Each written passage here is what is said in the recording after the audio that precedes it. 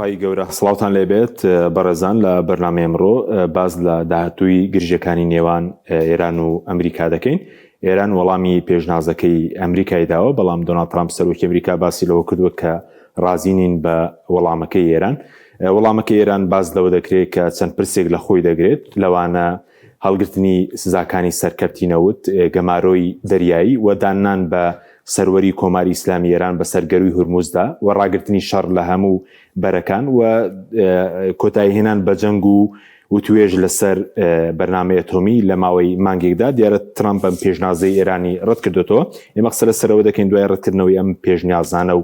دوای مانگێکیش لە ئاگربەستێکی لەرزۆک ئایا داهاتوو گرژەکانی ئێران و ئەمریکا چی بەسەردێ، ئایا ئەوە ڕوودەداتەوە جارێکیە جەنگ لە نێوان ئێران و ئەمریکا،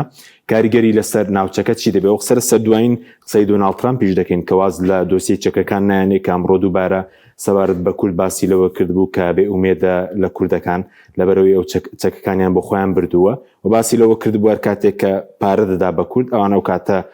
شەڕی باش دەکەن. ئەمڕۆ ئەم قسانی لەسەر کورد کردبوو و قسە لەسەر کاریگەری گرژەکانی ئێران و ئەمریکا دەکەین، لەسەر عێراق، لەسەر پێکێنانی حکوومەتی نوێی عێراق، لەسەر پرسی گروپە چەکدارەکان لە کابینەی زەیدی. ئەم پرسانە لەگەڵ بەڕێز فەریق جەباریاوەر پسپۆڕی بواری سەربازی قسەی لەسەر دەکەین کە بەڕێزیان لە سلێمانیەوە لەگەڵمان دەبێت. کاک جەبار بەخێر بێن، سوپاسیان بەدەبوون دەکەین. ئەگەر سەرنجی بەڕێز بزانین لەسەر مانگێکە شەڕ وەستاوە ئاگربەستێکی لەرزۆکەیە، بەڵام تاکو ئێستا گفتوگوکانیش بەرهەمدار نین. سەرنجی بەڕێزت چییە وەرەسەر ئەو پرۆژانەی کە ئەمریکا پێشکەشی دەکا ئێران ڕەتی دەکاتەوە و بە هەمان شێوە ئەمریکا پرۆژەکانی ئێران ڕەت دەکاتەوە، چی پێشبینی دەکەی بۆ قۆناغی داهاتوو؟ بە ناوی خۆی گەورە و مێرەبان، سڵاو بۆی ئێوەی بەڕێز، سڵاو بۆ گشتبینەرانی بەڕێز. دیارە بۆکو بەڕێستان باسیەکەین، شەڕ ڕاستە مانگێکە وەستاوە، بەڵام توانین بڵین شەڕەکە بەردەوامە، چونکە لەم ماوەیەشدا یعنی لەم مانگەشدا چەند جارێک پێکراکدان دروست بوو، بە تایبەتی لە تەنگەی هورموز. یعنی ئێستا زۆربەی ململانیەکە لە نزیک تەنگەی هورموزە، لەبەرەوەی وەکو هەموو لایەکە زانێ کە بەهۆی نەهێشتنی تێپەڕبوونی ئەو گەشتیە بازرگانی و نەوتیانە و گیر خواردنی بڵێن سەتان کەشتی لە ناوچەی تەنگەی هورموز کە بۆتە کێشەیەکی گەورە هەم بۆ گەشتیوانەکان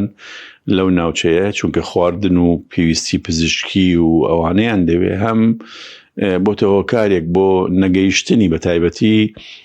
سوتەمەنی، یعنی بۆ وڵاتانی ئەوروپا کە بۆتە هۆکارێک بۆ گرانبوونی سوتەمەنی لە هەموو وڵاتانی ئەوروپا بە تایبەت و تەنانەت هەندێک بڵێن کۆمپانیای فڕۆکەوانی ئەفلاسی کردو بەهۆی ئەم بابەتەوە، لەبەرەوەیە کە بنزینی فڕۆکە زۆر گران بووە. یعنی مەسەڵەن یەکێک لە وڵاتەکان کە باسەکرێ فڕەنسا ناچارە حکوومەت هاوکاری کۆمپانیەکانی فڕۆکەوانی دەکات بۆی کە بڵێن کاروبارەکانی خۆیان ڕانەگرن و ئیفلاس نەکەن، لەبەرەوەی ئەم جگە لە کێشەی گرانی لە وڵاتانی ئەوروپا بە شێوازێکی گشتی هی سوتەمەنی وردە وردە ئەبێتە کێشەیەک بۆ خواردن. یعنی لەبەرەوەی چونکە یەکێک لەو بابەتە گرنگانەی کە پەینە کە دروستەکرێت لە وڵاتان ئێران و لە وڵاتانی کەندا و کە وڵاتانی ئەوروپا بەگشتی پشتی پێ ئەبەستن بۆ بەکارهێنانی بۆ بەرەمێنانی خواردەمەنی لە چێلگەکانیان،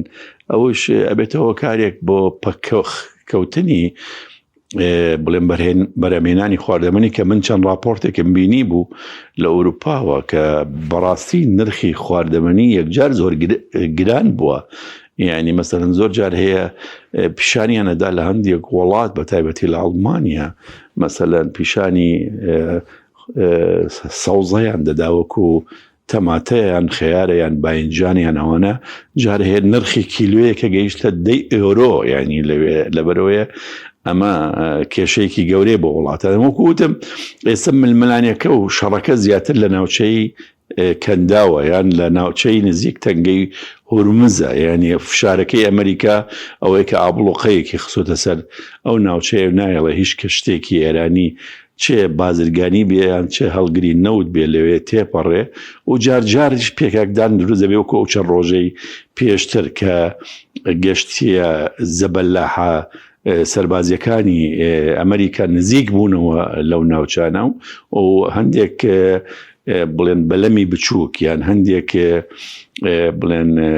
کەشتی بچووکی سەربازی جمهوری ئیسلامی ئێران نزیک بوونەوە لێیان و دەبووە تا تەقا ینی بەتەنانەت درۆن هاوێژرا یان ڕۆکێت هاوێژرا ئەوەش خەریک بوو دیسان شەڕەکە دەست پێ بکاتەوە یعنی یەکێک لە شەوەکانی لەم ماوەی پێشووە. باشە کاک جەبار بڵین بۆ چیوەکاری چیە کە بۆ دانوستان ناگەن بە ڕێکەوتن بڵین دوایەوەی کە کۆناغی ڕابردوویە گەڕی دانوستان کرا تاکو ئێستا نەتوانراوە دانیشن بکرێتەوە پەیوەستە بە چی؟ ئایا داواکاریەکانی ئێران زۆرن، داواکاریەکانی ئەمریکا زۆرن، یاخود ئەمریکا چی دەوێت؟ داواکاریەکان جیاوازن، ینی کێشەکە لەوەدا یەکەم جارێک دانوستانەکان ڕوبەڕوو نین، ینی بڵێن ڕاستەوخۆ نین لە ڕێگای پاکستانەوەی وەکو ئەزانین تەنانەت کە شاندەکانی هەردوو لا دەڕۆنە پاکستان بڵێن لایەنی پاکستانی کاوی نێوەنگیری دەکا ئەو قسەکانی شاندەکان ئەگوێستەوە بۆ لایەنەکەی تریاین تا ئێستا هیچ دانیشتنێکی ڕاستەوخۆ لە لایەن لە نێوانی شاندەکانی جمهوری ئیسلامی ئێران و لە نێوانی شاندەکانی ئەمریکا نەبووە. دەنا قسە ڕەوانکردن بێ یان ناردنی مەرجەکان بۆ یەکتری. دیارە مەرجەکان جیاوازیەکی زۆریان هەیە. مەرجەکانی ئەمریکا کە ئەو تەکیدی لەسەرکاتەوە مەرجی حەقیقەت خۆ بەدەستەوەدانە، یعنی بە تەواوەت خۆ بەدەستەوەدانە. مەسەلەن ئەوە مەرجەکانی ئەوەیە کە تەنگەی هورمز بکرێتەوە بە ئازادی و ئێران هیچ ڕۆڵێکی نەبێ لەسەر ئەو ڕێڕەوە ئاویە تەنانەت لە ناوچەکانی خۆشی، ینی ئەو ناوچانەی کە لەژێر دەسەڵاتی ئێرانن یان ناوچەی سنووری ئاوی ئێرانم. ئەوە یەکێکیان. دووەمیان ئەوەیە کە داواکە هەموو ئەو یۆرانیۆمەی کە پیتێنراوە تەسلیم بە ئەمریکا بکرێ بە تەواوەتی، ینی هەرچی یۆرانیۆمی هەیە کە لەو بینکانەی کە پیتاندنی لەسەر کراوە بە تایبەتی ئەوانەی پلەیەکی بەرزی پیتاندن تا 60% کە کراوە ئەوانە هەمویان تەسلیم بە ئەمریکا بکرێن کە باس لە نزیکەی 400 تا 450 کیلوگرامە، یعنی ئەوە داوایەکەن. جگەلەوە ئەڵێ بە تەواوەتی دەبێ پیتاندنی یۆرانیۆم ڕاگیرێ لە ئێران. جگەلەوەش ئەڵێ دەبێ مەسەلەی بەرهەمێنانی ڕۆکێتی بالستی دوور بە تایبەتی ئەوانەی دوورمەودایە، ئەوانەی 2500 کیلومتر یان 3000 کیلومتر بە تەواوەتی لە ئێران ڕاگیرێ. ئەبێت جمهوری ئیسلامی ئێران دەستی خۆی دوور بخاتەوە لە هەموو ئەو گروپە چەکدارانەی کە بەناوی مقاومەی ئیسلامین لە ناوچەکانی جیهان بەگشتی بە تایبەتی ئەوانەی لە لوبنانن، ئەوانەی لە غەزەن، ئەوانەی لە عێراقن، ئەوانەی لە ناوچەکانی ترن. یعنی کۆمەڵێکی مەرجی ئێران بە مەرجی قورسی داانی، ینی بە مەرجی خۆ بەدەستەوەدان دایێنێ و ئەڵێ ئێمە خۆ بەدەستەوە نادەین. لە بەرامبەردا ئێرانیش مەرجەکانی ئەوەیە ئەڵێ ئەبێ هەنگاوی یەکەم دەست بکرێ بەوەی یەکەم بڵێن ئابلوقەی سەر ئێران بە تەواوەتی هەڵگیرێ، چ ئەو ئابلوقە ئابووریەی ئەوەی چەندەها ساڵ لەسەر ئێرانە هەڵگیرێ، ئابلوقە لەسەر تەنگەی هورمز هەڵگیرێ، ئەو پارەی کە بلۆک کراون پارە بلۆک کراوەکان بڵێن ئازاد بکرێن و بێتەوە بدرێتەوە بە ئێران، چیتر هەڕەشەی شەڕ نەمێنێ، ینی بەڵێنێکی نێودەوڵەتی فەرمی هەبێ لەلایەن ئەمریکاوە و ئیسرائیلەوە کە جارێکی تر پەلاماری ئێران نادەنەوە، ینی بڵێن ئەوە نییە ڕێکەوتنێکی کاتی بێ و جارێکتر بێن پەلاماری ئێران بداتەوە. ینی ئەمە ئەبینین ئەمەرجەکان ئەمریکا هەندێک مەرجی قورسە خاتە پێشەوە، ئێرانیش بە هەمان شێواز هەندێک مەرجی خۆی قورس ئەخاتە پێشەوە لەبەرەوە بینین بڵێن ڕێکەوتنێکی تەواو ناکرێت جار هەیە باز ئەکرێت لە ئومێدی ڕێکەوتن بەڵام دوایی سیر دەکەین جارێکی تر بڵێن ئومێدی ڕێکەوتن کەمە بێتەوە بەڵام هەر دەبێت ینی بڵێن دەبێت لە کۆتاییدا ئەو ڕێکەوتنە بکرێ بە هەر جۆرێک بێخۆ ناکرێت دوو لایەن لە ململانێدا بن هەردوو لایەن بە بەردەوامی لە شەڕدا نەیانتوانیوە لایەنەکەی تر ببەزێنن بە تایبەتی ئێمە زانین ئێران مەسەلەی ئابلوقەی ئابووری تازە نییە کە لەسەر ئێراندایە یعنی ئەمە نزیکەی زیاتر لە 30 ساڵە ئێران لەژێر بڵێن ئەو قورسایی ئابلوقەی کە لەسەرەتی لەلایەن ئەمریکاوە و لەلایەن وڵاتانی ئەوروپاشەوە بە شێوازی گشتی بەڵام لەم ماوەیەدا تا ئێستا هیچ ڕۆڵێکی نەبووە ینی ڕاستە هەژاری زۆر بۆ لە ئێران کەم دەرامەتی زۆر بۆ لە ئێران ژیانی خەڵک زۆر قورسە لە ئێران تەنانەت گەشتۆتە ئەو حاڵەتەی کە زۆر جارەیە خۆبیشاندانی گەورە ئەکرێ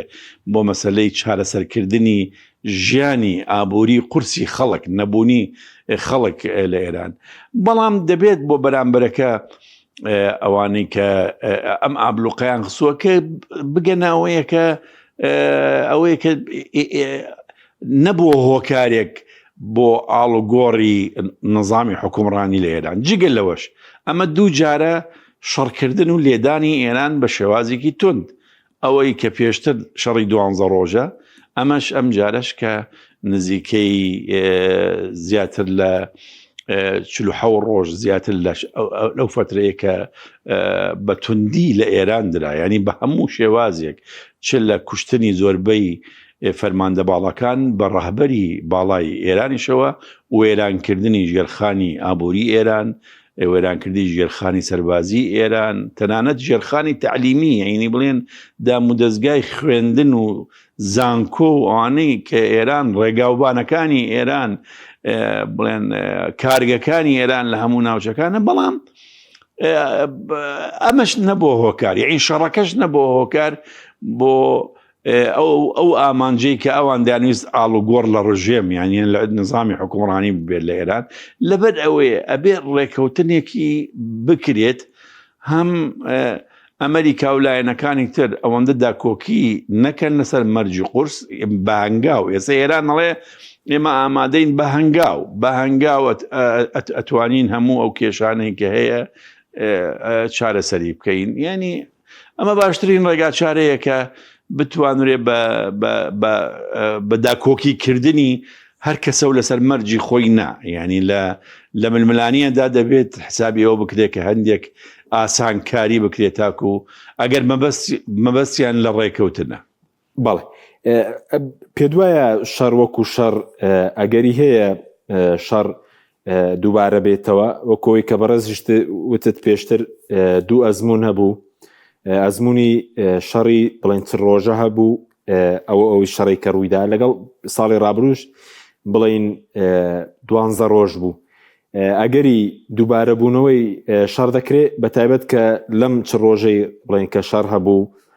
ناتوانانی ئامانجەکان بپێکن وەکو ئامانجانەی کە هەیان بوو چ بڵێن گۆڕنی ڕژێمەکە بێ چ توانای درۆنی موشکی ئێرانی بێ چی مەسەلەی کەمکردنەوەی هەژمونی ئێران وەکو گروپە چەکدارەکانی پێشبینی دەکرێت شەڕ و بداتەوە لە کاتێکە پێشتر بە دوو جەولەی شەڕ و ئێستا ژەو داواکاریانێکی هیانە بە گەماروی دەریایی و ناتوانیەوە بەدی بێنن بەڵێ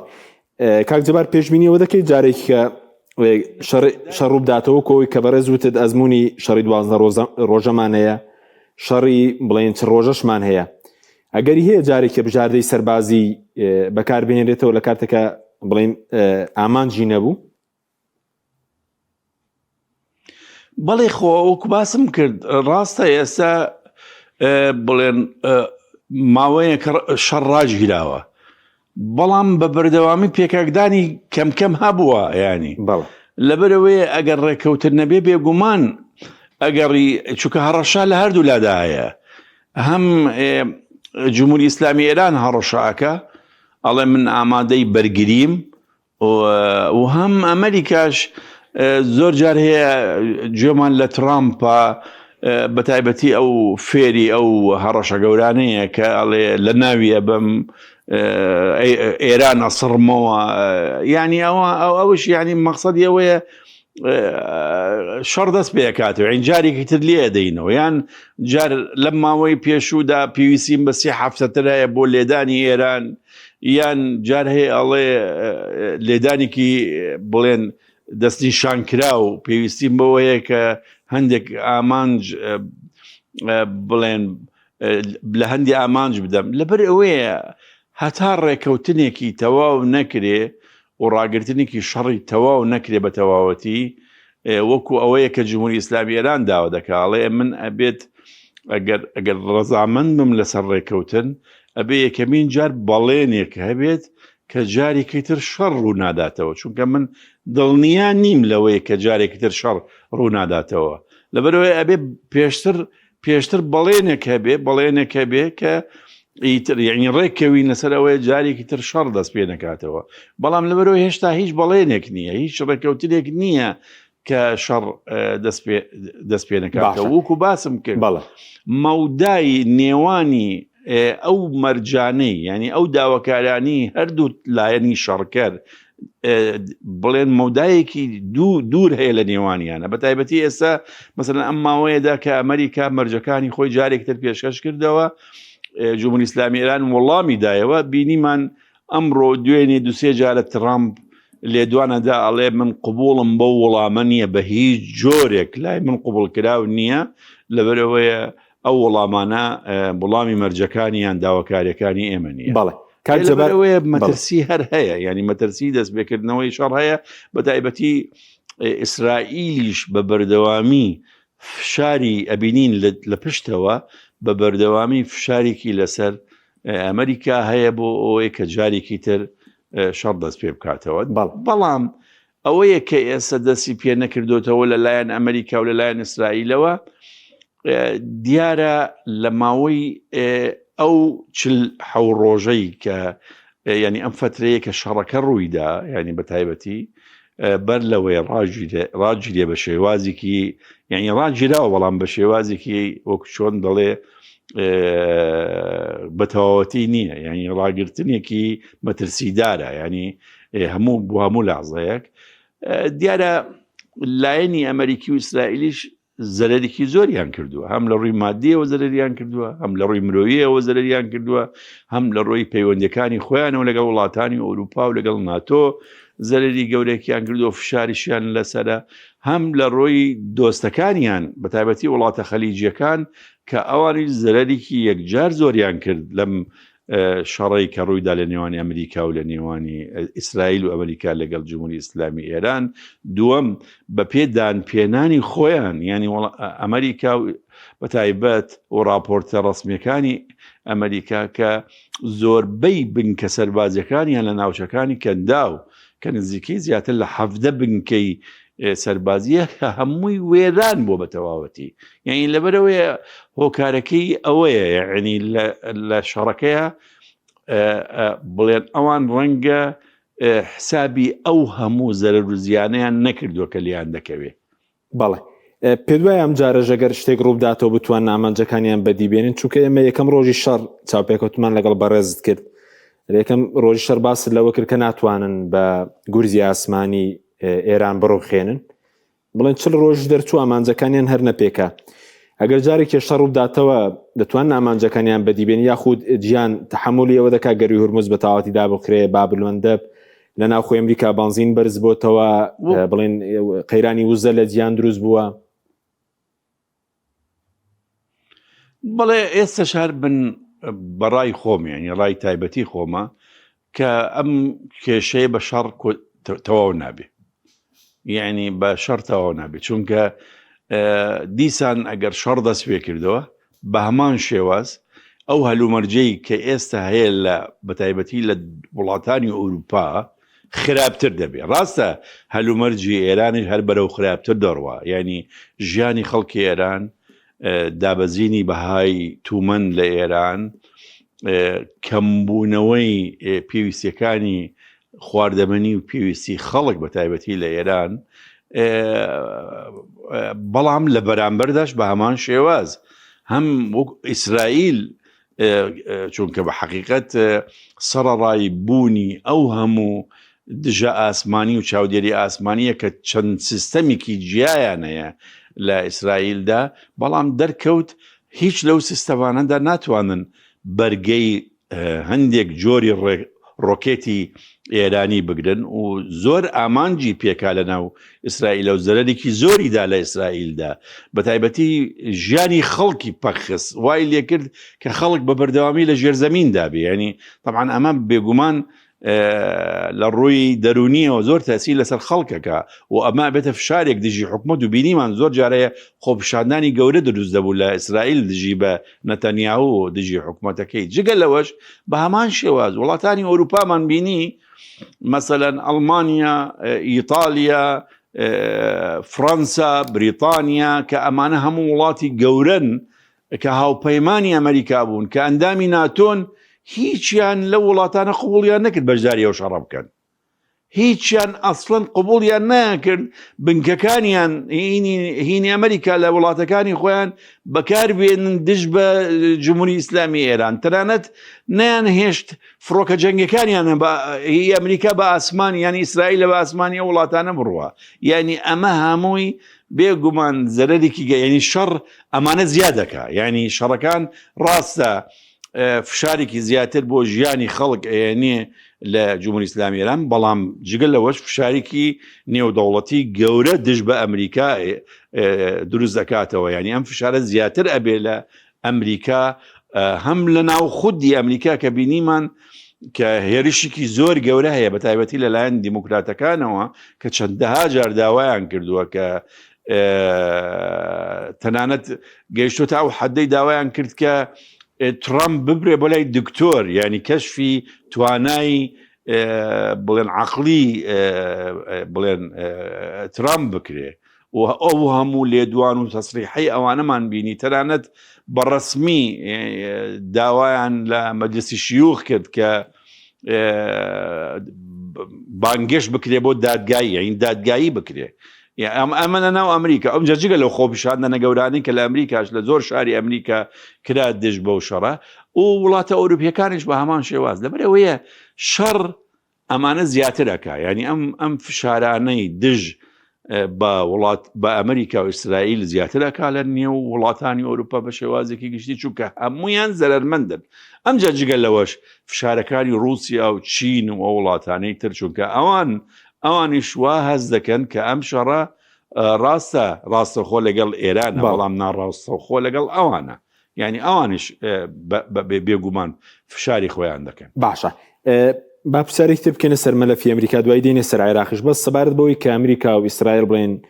بەهێزی دەریایی ئەمریکا بە فڕۆکەی پێشکەوت و بە کەشتی جەنگی ناتوانێ ئەم شەڕە یەکلا بکەنەوە، کاریگەری دەبێت لەسەر ناومانگی ئەمریکا وەکو زلهێزێک لە مەودووە لەسەر بڵێن پشتبەستنی وڵاتان بۆ پاراستنی خۆیان کە پشت بە ئەمریکا ببەستن؟ ببوورە تێنەگەیشتم لە پرسیارەکەت. وتم ئەم شەڕە کە بڵێن چەکی زۆر پێشکەوتووی ئەمریکا و ئیسرائیلی تێدا بەکارهات، بڵێنە کەشتی جەنگی، کەشتی فڕۆکە هەڵگر، فڕۆکەی پێشکەوتوو، هێزی دەریایی، ناتوانی بڵێن ئێران بڕوخێنن. لە مەودووە کاریگەری دەبێت لەسەرەوەی کە وڵاتانی تریش پشتبەستنیان بە ئەمریکا بۆ پاراستنی خۆیان کەم بکەنەوە. بێگومان یەکێک لە بڵێت دەرهاوشتەکانی ئەم شەڕە کە بە حەقیقەت پێشبینیە کرێ ئەوەیە کە بە تایبەتی وڵاتانی کەندا و بە شێوازێکی گشتی، یعنی ئەو وڵاتانەی کە پشتیان بە ئەمریکا بەستە بوو بۆ پاراستنیان، ڕەنگە دووبارەوە بە حەقیقەت بە پلانەکانی خۆیان یان پەیوەندەکانی خۆیان هەم لەگەڵ ئەمریکا بشنەوە هەم لەگەڵ ئێرانش هەبشتنەوە، چونکە وەکو باسم کرد، یعنی وڵاتانی کەندا و بە تایبەتی وەکو ئیمارات، بەحرێن، قەتار، حتا عومانیش و وڵاتی سعودیە، کوێت، ئەو وڵاتانە زۆر زەرمەند بوون، زۆر یعنی لەم شەڕە یەکجار زۆر زەرمەند بوون، یعنی زۆربەی فڕۆکانە خانەکانیان لەو ماوەدایە وەستا کە هەندێک لە وڵاتانە پشت ئەبەستن بە ئەوانەی کە بڵێن سایح کە دێن بۆ گەشت و گوزار بۆ وڵاتانی ینی داهاتی گەشت و گوزاریان یان زۆر جارەیە پشت ئەبەستن بە ناردنی نەوت یان گاز کە هەموو بەرهەمێنانیان وەستا ینی بڵێن ئەو وڵاتانە ینی جگە لەوە هەندێک لە وڵاتانە ژێرخانی ئابوووریان بە تایبەتی لە بواری وزەوە لە بواری غازەوە لە بواری پترۆکیمیاتەوە هەموو وێران بوو و ئەو بنکانەی ئەمریکا کە لە وڵاتەکانی ئەواندا بوون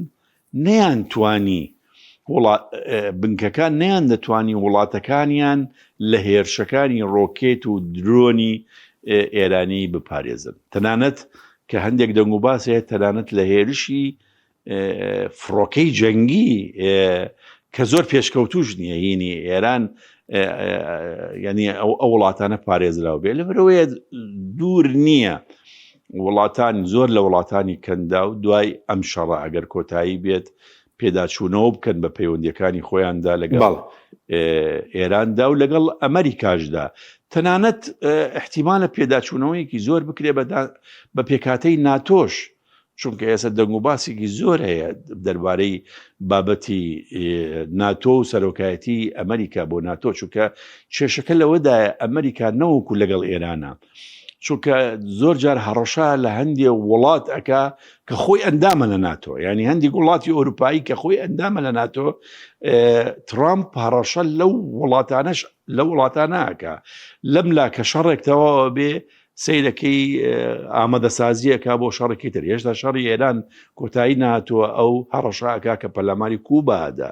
یان پەلاماری پێشتر پەلاماری ڤەنزوێلایدا یان هەڕەشاکە کە دوورگەیەک لە وڵاتی کۆروپی دەڵێ دەبێ ئەو دوورگەیە بۆ من بێ ئەین لەبەرەوەیە یان باجە خاتە سەر هاوردەکردن و ناردنی کەلوپەر لەگەڵ ئەو وڵاتانە و باجەکان زیادەکە لەبەرەوەی ینی ئەمەری ڕەنگە وڵاتانی ئەوروپاش بە پەیوەندیەکانی خۆیان دابشتنەوە چ پەیوەندیە ئابوووریەکانیان لەگەڵ ئەمریکا چه پەیوەندیە سەربازیەکانیان و بە تایبەتی ڕەنگە ناتۆ هەروەکو ئێستا نەمێنتەوە بۆ ئایندا ئەمە گوتەکانی ترامپە خۆی ئەڵێ ئەم وڵاتانە هیچیان پشتیوانی ئێمەیان نەکرد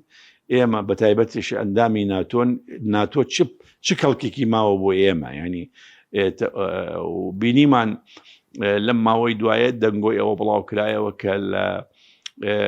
گەورەترین سەربازگەی ئەمریکی کە لە فرانکفۆرتە لە ئەڵمانیا کۆمەڵێکی ژمارەیەکی یەکجار زۆر نزیکە 5,000 سەربازی ئەمریکی کشانەوە لەوێ هەر ناوچەکەیان بەجێهێشت کە ئەم سەربازگەی لە دوای شەڕی جیهانی دووەمەوە هەر لە ئەڵمانیا هەیە و سەربازگەیەکی زۆر گرنگە بەنسبەت ئەمریکاوە. بەڵێ بینە سەر پرسی چەکەکان ئەوەی کە پەیوەستە بە کورد ئەمڕۆژ ترامپ باسی لەوە کردبوو کە بێهیوایە لە کوردەکان کەوچەکان بردووەوە تا باسی لەوە کردبوو کوردەکان کاتێک شەڕ دەکەن کە پارەیان پێدەدرێ بۆ ئەوەندە لەسەر و دۆسی چەکانەوە گەورە کراوە گرنگ نییە کە لە ئاستی باڵا وەڵام بدرێتەوە لە ناو خۆش بۆتە ململانەی بینی پارتی و یەکێتی پرسی ئەم چەکانە؟ بەڵێ طبعاً ئەم بابەتە وەکو مەتەڵی لێ هاتووە ئەمە چەندەها جار و بە چەند شێوازێکی جیاواز ترامپ لێدوان لەسەر ئەم بابەتەی داوە و لەسەر کووردا بە شێوازێکی گشتی لە بدایەتی ئەم شەڕەی کە لەگەڵ جمهوری ئیسلامی ئێرانە سەرەتا هانی کوردەکانیەدا بۆ ئەوەی کە پشتیوانی ئەمریکا بکەن بۆی پەلەماری بنکە و بارگاکانی جمهوری ئیسلامی ئیران بدەن لە ناوچەکانی خۆیاندا پەلەماری دام و دەستگای حکوومەت بدەن کە هیچ کەس بڵێن گوێی نەگرت لەم داواکاری هەم ترامپ و هەم نەتانیاهۆ لە سەرەتای یەکەم و دووەم ڕۆژشەڕەکە دوای ئەو باس لەوە کراکەوان ئامادەن هاوکاری کوردەکان بکەن لایەنە کوردەکان بکەن و تەنانەت گەیشتە ئەو ڕادەیە کە تەلیفۆن بکەن لەگەڵ سەرکردەکانیان و جگەل لەوەش داوەتیان بکەن بۆ ئەوروپا و کۆنگرە و کۆبنەوەی فراوانیان بۆ ساز دەرمەکو ئەوەی کە ڕوویدا لە ئەوروپا بۆ هین لایەنە کانی ئۆپۆزیسیۆنی بە تایبەتی کوردی کە بەشدار بوون لەو کۆنفرانسە گەورانە جا دوای ئەوە کە گەیشتە بێ ئومێدی وتی ئێمە نامانەوە کوردەکان تووشی کێشە بن لەبەرەوەی وازمان لەو بیرۆکە هێناوە کە ئەوان بەشدار بن ڕاستەوخۆ بە پیادەیی لەگەڵ ئێمەدا کە ئێمە لە ئاسمانەوە شەڕەکەینیان لە بەحرەوە شەڕەکەی لەگەڵیانە لە ئاوەوە شەڕەکەی لەگەڵیانە وتی وازمان لەوە دێناوە و نەمانویستووە کوردەکان توشکەین ئەمجا لەم ماوەی دوایدا هاتە سەر مەسەلەی بابەتی پێدانی چەک و کە ئەوانە بۆ خۆپیشاندەرەکان بۆ کوردەکان بردویانە بەڵام دیاری ناکە بۆ کام کورد دەناردوێتی چونکە ئێمە ئەزانین کورد هەرهی باشوور نییە ئێمە کوردی باکوورمان هەیە کوردی ڕۆژاوەمان هەیە کوردی باشوور هەیە کوردی ڕۆژهەڵات هەیە ئایا دراوەتە کام لەو کوردانە هەر ئەو باسی ئەوە دەکات چەک دراوەتە کورد کام لەو لایەنە کوردیانەی کە جاری ئەو چەکانەی دراوەتی ئەوە یەکێکیان دووەم باشە چ پێویستەکە ئەوەندە لێدوان بدرێت لەسەر بابەتێک بەبێ ئەوەی ئاشکرای بکەی بە تەواوەتی یعنی بڵێ ئێمە ئەو چەکەمان خۆ ئەمریکا ئازانی چەکی داوە لە خۆڕا چەک نادا بە هیچ لایەنێک طبعاً بۆ زانین من پێش چەند ڕۆژێک ڕوونم کردەوە ئەم بابەتە وتب ئێمە کە لە وەزارەتی پێشمەرگە بووین شێوازی هاوکاریەکانی ئەمریکا و وڵاتانی هاوپەیمان لە شەڕی داعش چه ئەڵمانیا بێ چه فەڕەنسا بێ چه ئیتالیا بێ چه هینگاریا بێ چه هەموو وڵاتانە بێ تەنانەت ئەگەر فشەگێکی کلاش و کۆفیان دەمانچە و ئیتر هەتاکو بەرزترین ئاس لە چەک کە تەسلیم ئەکرێت بە طبعاً تەسلیمی کەس ناکرێت تەسلیمی هیچ حزبێک لایەنێک ناکرێت تەنانەت ئەوان مامەڵەیان لەگەڵ هێزەکانی هەفتاوە هەشتایان ناکرد نەیان دەدانێ دەیانگۆ ئەوانە هێزی حزبین یعنی وان ئەڵێ ئێمە مامەڵە لەگەڵ وەزاری پێشمەرگە و وەزارەتی ناوخۆەکەین یعنی لەگەڵ لایەنی فەرمیەکەین و دووەم کە چەکەکانیان پێشکەش ئەکرد یعنی بڵێن تەسلیمە کرد ئەوە پێشتر گفتوگۆ ئەکرات چه چەکێکیان چه تەقەمەنیەک پێویستە بۆ شەڕدژی داعش ئەو کاتێکە شەڕدژی داعش بوو ئەمجا بڕیار درا لەسەر ئەو چەک و ئەو تەقەمەنیانە کە دێت یعنی کە پێویستە و ئەبێ بێت بۆ هێزەکانی پێشمەرگە ئەمجا دوایی ڕەزامەندی حکوومەتی عێراق وەرەگیرا لەسەر ئەو چەکانە ئەمجا دوای ڕەزامەندی وەزارەتی عێراق وەرەگا دەبایە چاکەکان یان تەقەمەنەکان بێتە بەغا لە بەغا لە وەزارەتی وەرگری عەمبار بکرێ ئەمجا دەوێت لەوێ ئامار بکرێ ئەمجا لە بەغاوە دیسان بجوێزرێتەوە لە ڕێی دەشتاییەوە بۆ هەرێمی کوردستان کە ئەگوێزرایە بۆ هەرێمی کوردستان نەئەدرا ڕاستەوخەوە هێزی پێشمەرگە ئەبووە لیژنەیەکی سێکەسی لە ئەمریکا ئەگەر چەکی بەس و چەک و تەقەمەنی ئەمریکی بواە یان هاوپەیمانان لیژنەیەکی سێکەسی لەوان لیژنەیەکی سێکەسیش لە پێشمەرگە ئەمجا بە مستەنەد یعنی بە نووسراوی فەرمی بە سێ زمان بە ئینگلیزی و بە عەرەبی و بە کوردی ئەنووسرا و 6 کەس 3 کەس لەوان و 3 کەس لە وەزارەی پێشمەرگە کە ئەفسەر بوون لە بیرە ئەمجا وەرئەگیرا ئەمجا دەبایە پێیان بڵێن لەکوێ عەمبارەکرێت یعنی شۆنی عەمبارکردنەکەشی دی ئەمجا دواییش کە بەکار ئێهێنرا ئەبوایە لستێکیان بدرێتێ دراوەتە کام لیوە و کام یەکە و لەکوێ بەکار هاتووە ئەیدە باشە ئەم هەموو ڕۆتینەی کە هەیە لە چەک ناردن ئێ باشە بۆ لە لێدوانەکان ناڵێ داومانە بە وەزارەی پێشمەرگە داومانە بە فڵانیەکە داومانە بە وەزارەی ناوخۆ خۆ ئەکرێت کە تۆ هەم بە بەردەوامی لێدوانە دەی بڵێ ئێمە داومانە بە فڵان لایم بەڵام من ڕێیەکم بڵاو کردو ینی بڵێن پێشنیارێک کە باسم کرد وتم بۆ ئەوەی ئەم مقۆمقۆی نەمێنێ و بۆی ئەو مەتەڵا لێک بدرێتەوە و بۆی ئەوەندە لایەنەکانی هەم یەکچەتی و پارتی یەکتر تۆبان بار نەکەن حکوومەتی هەرێمی کوردستان فەرمانگەی پەیوەندیەکانی دەرەوەی هەیە ئەتوانێ بە فەرمی بە نووسراوێکی حکوومەت بۆ قونسڵەی ئەمریکی لە هەولێریان بۆ سەفارەتی ئەمریکی لە بەغا داوا بکرێت کە ئەم بابەتە بۆتە کێشەیەک بۆ هەرێمی کوردستان بۆتە کێشەیەکی سیاسی کێشەیەکی دیبلۆماسی ڕەنگە کێشەیەک دواڕۆژ لەگەڵ ئێرانە ڕەنگە بڵێن گومانی ئێران ببێ لەسەر حکوومەت هەرێم لەسەر ئەم بابەتە لەبەرەوە پێمان بڵێن ئەم چەکانە دراوەتە کام لایەن حتمما دەبێت قونسڵگەری یان سەفارەت وەڵامی حکوومەتی هەرێم بداتەوە ئەو کاتە ڕوو نەبێتەوە کە ئەم چەکە هاتووە یان نهاتووە دراوە بە چ لایەنێک کە هەموو جارێک باسەکە. بەڵێ بەس کاک جەبار هەر لایەنەکانیش لێرە چ میدیایی کێتی بێت چ پارتی بێت چ وەزارەتی ناوخۆش بێ خۆیان هۆکار نین بۆی ئەم پرسە زۆر ینی یەکلانە بێتەوە چکە وەزارەتی ناوخۆ وەڵامی کەناڵێکی ڕاگەانی داوەتەوە دەڵێ ئەوانەی کە چەکەکانیان بردووە دەیانەوێت چاوەشەکاری بکەن ینی والی دەخوێنێتەوە کە چەکەکان هاتبن لە ناوخۆی هەرێمیش هۆکار نییە بۆەوەی ئەم پرسە بمێنێتەوە. بۆکو باسم کرد ینی کێشەکە ئەوەیە بۆتە تۆمەتبارکردنی یەکێتی بڵێن یەکتر مەسەڵەن ئێستا زۆر لایەن لە یەکێتی مەسەڵەن کە بە شێوازێکی جیاواز لێ دوانە داکاڵێ لای پارتیە یان برایانی پارتی بە هەمان شێوەیە ئەڵێن ئەوە لای برایانی یەکێتیە ئەوانیان وەرگرتووە ینی بۆتە مایەی دروستبوونی گومان و کێشەیەکی سیاسی و تۆمەتبارکردنی یەکتری بە تایبەتی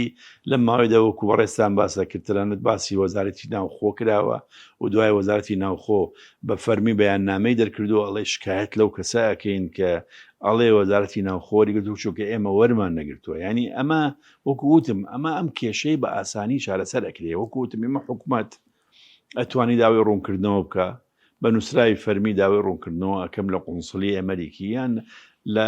سەفارەتی ئەمریکی لە باڵێم ئەم کێشەیە بۆتە کێشەیەک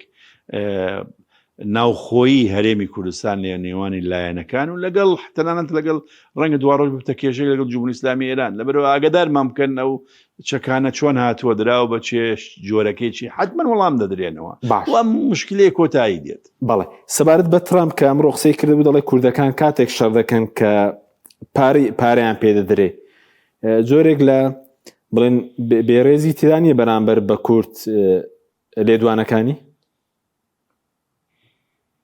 بەڵێ بێگومان ئەمە یەکەمین جار نییە ینی ترامپ بە حەقیقەت لێدوان زۆرەدا ینی بڵێن یەکێک لە کێشە گەورەکانی ئەوەیە ترامپ لە بەیانیەوە کە هەڵەسێ تاکو ئێوارە ڕەنگە دەجارە لێدوان بدا و دەجارش قسەکانی خۆی ئەگۆڕێ لە دەربارەی شەڕی لەگەڵ ئێرانە ڕەنگە لە ڕۆژێکە دەجار 5 جار ئەڵێ ئەوە ڕێککەوتین و 5 جار ئەڵێ قەتڕێک ناکەوین 5 جار ئەڵێ ئەوە لیان دەدەین و 5 جار ئەڵێ چاوەڕێ دەکەین هەتاکو چارەسەری ئەەکەین لە ڕێک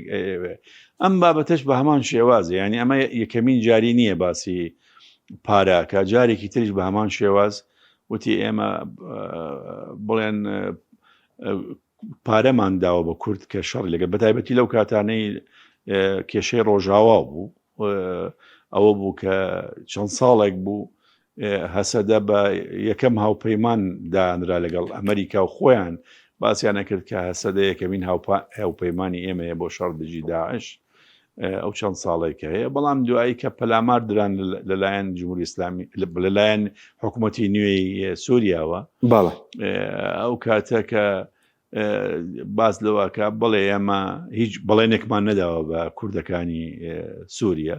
ئێمە ئەمانەوێت لەگەڵ حکوومەتی سووریا کار بکەن و دووەم ئێمە پارەمان داونەتە ینی وەکۆی بە پارە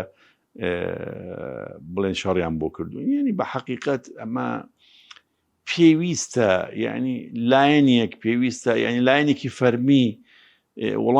وەڵام بداتەوە هیچ نەبێ ڕوونکردنەوەیەک وەڵامێک بداتەوە چونکەمە یەکەمین جار نییە لەسەر بەرزترین ئاستی وڵاتی ئەمریکاوە باس لەوە بکرێ کە ئێمە کوردمان بە پارە ینی کە شەڕی بۆ کردوین ینی بە پارە من بە حەقیقەت جارێکی تریش نازانم لەگەڵ کام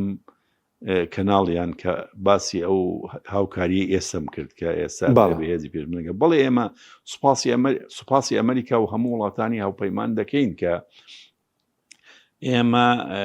زۆر هاوکاریان کردوین لە کاتی شەڕ دژی داعش ینی ئەوە بڵێن شتێکی ئاشکرایە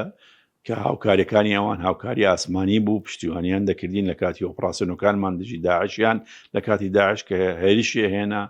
دووەم چەک و تەقەمەنیان هاوکاری پێشمەرگە کردووە جگە لەوەش بڵێن کەلوپەلی پزیشکی ئامێری جەنگی ڕاوێژکاری سەربازی هەندێک جار لە شەڕگەکان لەگەڵمان بوون ئەمجا بڵێن هەواڵگری مەشقکردن بە هێزەکانی پێشمەرگە ئەمانە هەمووی هاوکاری وڵاتان بەڵام لە بەرامبەردا کە ئێمە شەهیدمان داوە، ینی ئێمەش کە ئەوان هاوکاریان کردوین داعش ڕێکخراوێکی بڵێن تیرۆریستی نێودەوڵەتی بوو، کاری تیرۆریستی لە ئەمریکای دەکرد،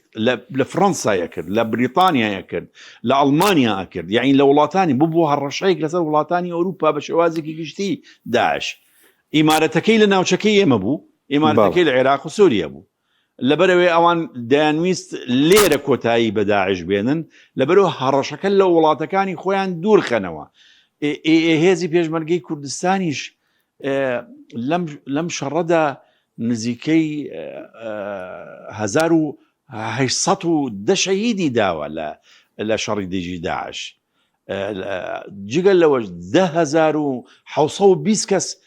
بریندار بۆ لە هێزەکانی پێشمەرگە و هێزەکانی ئاسایش و هێزەکانی بەرگری و فریاکەوتن و هێزەکانی زەرێبانی و پۆلیس و هەموو هێزانەی هەرێم و تەنانەت ئێمە کەمەنداممان هەبووە کە هاتۆ بۆ شەڕۆک و پشتیوانی یان پێشمەرگەی خانەنشینمان هەبووە بریندار بۆتەوە یان شەهید بووە لەو شەڕامەدا. ئێمەش خوێنمان ڕشتووە بۆ ئەوەی کە دیفاع لە وڵاتانی ئەوروپا، ئاسایشی وڵاتانی ئەوروپا و ئاسایشی ئەمریکا بکەین. لەبەر ئەوەیە چ پێویست دەکە ئەم بابەتە باس ئەکرێ هەموو جارێک، یانی کە ئێمە پارەمان داوە. لەبەرەوە من بە حەقیقەت پێشنیاریکم کرد، وتم چونکە ئەم بابەتە زۆر دووبارە ئەکرێتەوە، یعنی بەڕاستی حەقە وەزارەتی پێشمەرگە و حکوومەتی هەرێم بیر لەوە بکاتەوە کە ئێستا هەموو جاری بانگەشەی ئەو هاوکاریە ئەکرێ بۆ هێزەکانی پێشمەرگە کە نزیکەی ئەم مانگە ئەوەی کە من زانیوە لە حدودی 76,000 دینارە هاتۆتە سەر هەژمارەی هێزەکانی پێشمەرگە، ینی 76,000 ئەتوانی حکوومەتی هەرێم خۆی بیدا، یعنی چ پێویست دەکە ئەو پارەیە بخرێتە سەر هەژمارەی وەکو یارمەتی بۆ ئەوەیە ترامپ هەموو ڕۆژێک بە چاومان داتاوە بڵێ من بە پارە ئەوان شەڕ بۆ ئێمەکەن، یان لەلایەن حکوومەتی هەرێم شەوە ڕوونکردنەوە، یان لەلایەن جێتێکی فەرمی حکوومەتی هەرێم، یعنی لەسەر ئەم بابەتە ڕوونکردنەوەیەکی دەربکرێت، چونکە ئەمە جاری یەکەم نییە و دووەم نییە و ئەم بابەتە وەکو ئەوەیە کە ئێمەیان کڕیوە بە پارە، ینی کاڵێ بە پارە شەڕ بۆ ئێمە. بادوا پرسیارم سوپاس دەکەم زۆر مادومان کردی. بادوا پرسیارمە سەر کابینەکەی علی زەیدی بێ، کارنامەکەشی بڵاوکرەوە باسی ئەوە دەکات چەک لە دەستی دەوڵات بێ، بەڵام لە هەمان کاتدا باسی بێزکردنی حەشتیش دەکات و ئەمریکا و ئێرانیش چاویان لەسەرە.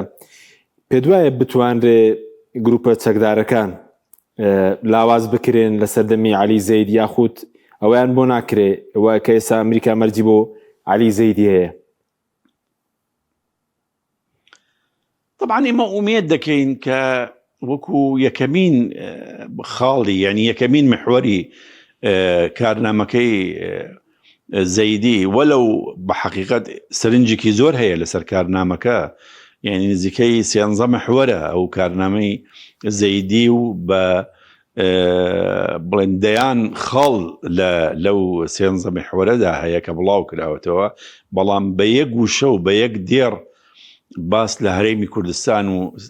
و کێشەکانی دەستوری لە نێوانی حکوومەتی فیدراڵی عێراق و هەرێمی کوردستان، بە تایبەتی بابەتەکانی مادەی 140، بابەتی بوجە، بابەتی یاسای نەوت و گاز، بابەتی بوجەی هێزەکانی پێشمەرگە و تەجهیز و تەسلیحی هێزەکانی پێشمەرگە و هێزەکانی تری پۆلیس و ئاسایشی هەرێمی کوردستان وەکو بەشێکن لە سیستەمی هەموو ئەمنی و بەرگری عێراقدا کە چووکە عێراق دەپارێزن، ڕاستە هەرێم بەشێکی لە دەوڵەتی فیدراڵی عێراق،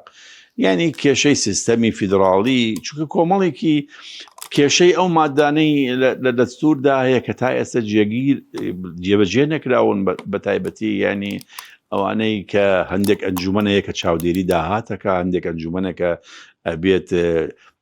سەیری چاودێری بکە کە چۆن کۆ ئەکرێتەوە، چۆن دابەش ئەکرێ ئەنجومەنی فیدراڵی بۆ دەوڵەتی عێراق بە شێوازێکی، چونکە ئەمانە زۆر گرنگن، ئەوانەی کە جێبەجێ نەکراون کە پەیوەندی هەیە بە بابەتەکانی نێوان هەرێم و بەغدا. لەبەرەوەی لە هیچ خاڵێکە ئەوەی بن تێبینیم کرد و ئەبینم ئێستا ڕەخنەیەکی زۆر هەیە دەربارەی ئەم بابەتە و بە تایبەتی وەکو زانیم ئەمڕۆ تەنانەت ڤیژنیش پانێڵێکیان هەبوو لەگەڵ کۆمەڵێکی خەڵکی شارەزاوە نام پەرلەمان دەربارەی ئەو بابەتە و زۆریش شت ئەنووسرێ دەربارەی ئەم بابەتە یعنی هیچ وەکوتم هیچ فەقەڕەیەک هیچ مادەیەک تێدا نییە کە باس لەم کێشە و چۆن ئەم کێشانە چارەسەر ئەکرێن وەکوتم سێنزە محورە و کۆمەڵێکی مادەی زۆرە یعنی ئومێد دەکەین کە بتوانین لەم 4 ساڵە ئەمانە جێبەجێ بکرێ بەڵام ئایا ئەکرێت طبعاً زۆر حکومەت هەیە کە کابینەکان یەک بەدواییەکە کۆمەڵێکی بڵێن پرۆژەی ئەو فترەی یان خۆیان ینی بڵێن پێشکەش ئەکەن کە بۆ پەسەندکردنی لەلایەن پەرلەمانەوە بەڵام مەرج نییە هەموو ئەوانەی ئەوان پێشکەشی ئەکەن وەکو پرۆژەی ئەم حکومە ئەم کابینەیە جێبەجێ بکرێت بە تایبەتی بابەتی یەکەمیان وەکو باسم کرد کە کێشێکی گەورەیە بەنسبەت عێراقەوە مەسەلەی کۆکردنەوەی چەک بەدەستی دەوڵەت طبعاً چەک بە دوو شێواز بڵاوە یەکێک بڵاوە لە ناو خەڵکە کە ئەوە کێشێکی زۆر گەورەیە حکومەتی عێراق تا ئێستا نەیتوانیوە ئەو چەکانی کە لەدەست خەڵکایە چونکە بەپێی هەندی ئامار کە پاروپێرار بڵاو کرانەوە و لە هەندێک کۆنگرەیە کە بەشداریمان کرد ئێمە دیدارە لە بەغا باس لە نزیکی 17 ملیۆن پارچە چەک ئەکرێ هەندێکیان چەکی قورسن کە هەموو بەدەست خەڵکەوەیە بڵاوە ئەو چەکانە جگە لەوەیە ئەو چەکەی کە بەدەستی گروپە چەکدارەکانن و بوونەتە سەرێشەیەکی گەورە بە تایبەتی ئەو گروپە چەکدارانەی کە نەچوونەتە ژێر ڕچێفی فەرماندەی گشتی هێزە چەکدارەکانی عێراق و کێشەیەکی گەورەیان بۆ حکومەتی عێراق و بۆ هەرێم حکومەتی هەرێمی کوردستانی دروست کردو بوونن تا ڕەشەیەک بۆ سەر ئاسایشی عێراق بەگشتی و هەرێمی کوردستان چونکە بنکە و وارەگاکانی بڵێن ئەمریکا قونسڵگەری و سەفارەت بە ئامان دەگرن تەنانەت هەندێک شوۆن مەسەڵەن مەتاری بەغا بە ئامان دەگرن هەندێک ڕاداری عێراقی بە ئامان دەگرن هەندێک چێڵگەی نەوتی عێراق لە بەسڵە بە ئامان دەگرن جگە لەوەش هەرێمی کوردستان جێڵگەنەوتەکان فڕۆکەخانەکان بارەگاکانی پێشمەرگە زۆر ناوچەی ترچیان بە ئامان گرتووە یعنی ئەمانە کێشەیەکی گەورەین ئومێد دەکەین کە بتوانێت زەیدی بەڵێم ئەمانە وایان لێ بکە کە بێنە ژێر فەرماندەی باری فەرماندەی هێزە شەکدارەکانی عێراق واز لەو کارانە بێنن کە سەرێشێکی گەورەیان بۆ عێراق دروستکە تەنانەت گەیشتوەتە ئەو ڕادەیە کە ئەمریکا لەو ماوەی شەڕی لەگەڵ ئێران عێراقشی کردو بۆ مەیدانێکی شەڕی خۆی کە ڕۆژانە بە جۆرەها فڕۆکەی جەنگی و فڕۆکەی هێلیکۆپتەری ئابادچی پەلاماری بنکە و بەرەگاکانی ئەم گروپانەیەدا لە مووسڵ لە ناوچەکانی نزیک کەرکووک لە سەلاحدین لە بەغا لە ڕوومادی لە ناوچەکانی جرف سەخر لە هەموو ناوچەکانی تر جەبار یاوەر مادومان کردی سوپاسی ئامادەبوون دەکەین سوپاسان دەکەین سوپاس بەوەی بینێرانی بەڕێز سوپاس بۆ ئەو کارانم خواتان لەگەڵ